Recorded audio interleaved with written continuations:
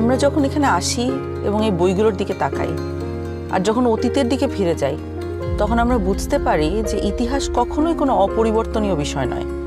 এটি মানুষের ইচ্ছা শক্তির দ্বারাই পরিবর্তিত হয়। এখন আমাদের নিজেদের ভাগ্য এবং ইতিহাস আবারও নতুন করে লেখার সুযোগ নিয়ে এসেছে গণভোট 2026। সবার মনে একটা প্রশ্ন, গণভোটটা আসলে কি? গণভোটটা হলো আসলে একটা ভবিষ্যৎ বাংলাদেশের ম্যাপ। ভবিষ্যৎ বাংলাদেশ থেকে আপনি কি চান আর কি চান না একজন নাগরিক হিসাবে, তার একটা খতিয়ান। আপনি কি এমন একটি বাংলাদেশ দেখতে চান যেখানে কেউ চাইলে 10 বছরের বেশি প্রধানমন্ত্রী থাকতে পারবে না? এমন বাংলাদেশ যেখানে সরকার চাইলেই বিরোধী দলের সম্মতি ছাড়া জরুরি অবস্থা জারি করতে পারবে না, চাইলেই জরুরি অবস্থার সময়ে নাগরিকের বেঁচে থাকার অধিকার কেড়ে নিতে পারবে না, চাইলেই এক্সট্রা জুডিশিয়াল কিলিং করতে পারবে না? আপনি কি চান সংসদে একটি উচ্চকক্ষ থাকুক?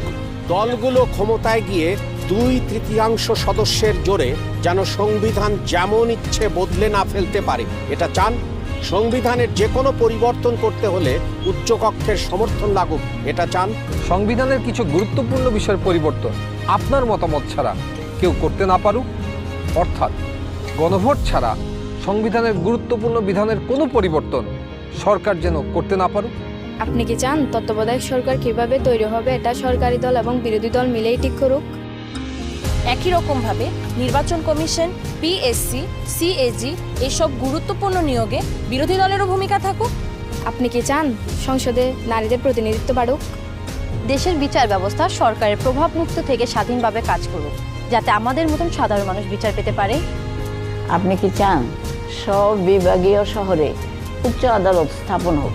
ধরেন আপনার স্বজন খুন হয়েছে, সেই খুনের দায়ে দণ্ডপ্রাপ্ত আসামিকে প্রেসিডেন্ট চাইলেই ক্ষমা করে দিতে পারে।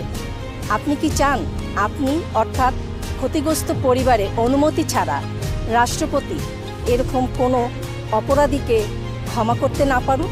আপনি কি চান যে আমাদের মৌলিক নাগরিক অধিকারের সংখ্যা বৃদ্ধি পাওয়া উচিত?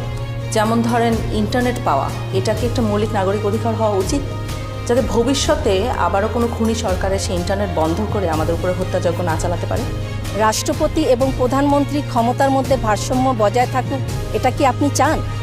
বাংলা ভাষার পাশাপাশি দেশের অন্যান্য জনগোষ্ঠীর ভাষার স্বীকৃতি পাক, এটা কি আপনি চান? আপনি যদি এই পরিবর্তনগুলো চান, আপনি যদি এই পরিবর্তনগুলো চান, তাহলে গণভোটে হাতে সিল মারুন। হাতে সিল মারুন। হাতে সিল মারুন। হাতে সিল মারুন।